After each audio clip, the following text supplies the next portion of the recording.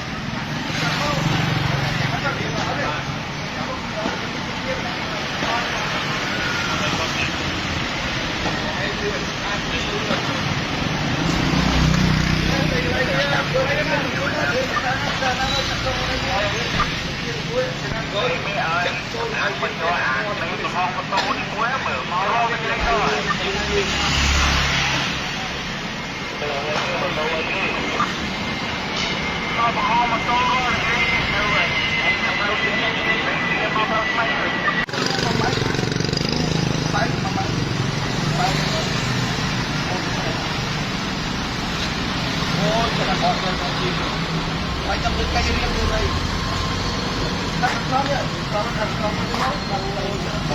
nó đi. Từ đây cái là ok, chúng ta được cây riêng đi. Lại ta làm cái gì nó xấu, không có đâu.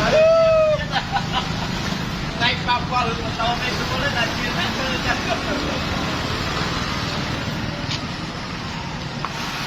Cái ta làm cái gì phạm không quá nhiều.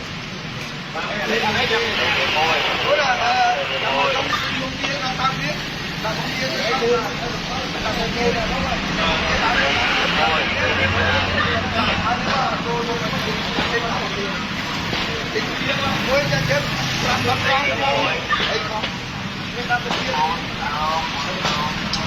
hấp dẫn.